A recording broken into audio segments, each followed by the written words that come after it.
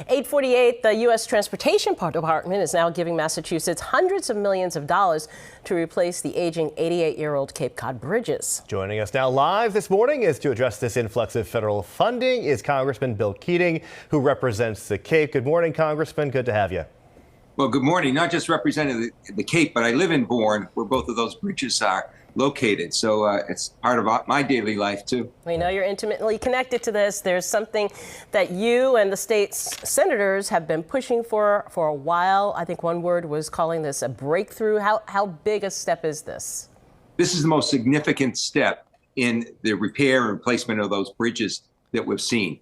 This is a situation where it's not only $372 million that we've been able to get for the Sagamore Bridge replacement, but also without that, we would not be in line we'd be back to the drawing board trying to get funding for the next big step, which is over $1 billion in funding in another grant. So when we got this news finally, this is the most significant funding change that we've seen. And really, without it, we would have been in big trouble trying to replace those bridges. And Congressman, you just touched on this, but Massachusetts is still awaiting a decision on a more recent application for that other $1 billion for the Sagamore Bridge.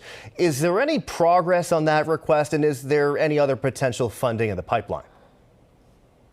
I'll tell you this, there would have been no progress had we not received this $372 million. One of the requirements, without going into too much detail, one of the requirements that's necessary is we had to come up with half of the money up front to really apply for this big grant, the over $1 billion grant. This pushes us over the halfway mark. This gives us the opportunity to apply. And I must tell you this, I am highly optimistic that we'll get that $1 billion as well, now that we've secured this $372 million. We can hear the excitement in your voice. This all comes after Senators Warren and Markey released that report in October with you that found that replacing the bridges would have, quote, significant benefits for residents and the economy. How urgent is the need to replace those bridges? It's an absolute lifeline. Those are the two lines of transportation onto the Cape and really for the islands as well. And without it, 35 million people crossing that bridge a year. Without this, the inability to get the products you need to live, without it, not having the health care necessary and first responders in place that are necessary. And of course, for the Commonwealth as a whole, over $1 billion in tourism monies that they use for Commonwealth revenue. So there was so much at stake. Most importantly, for someone like myself that lives just a few miles away from one of the bridges, it's the quality of life issue. We cannot exist without those bridges. I think most people have experienced what it's like when they close one lane just for repair. Could you imagine closing an entire bridge?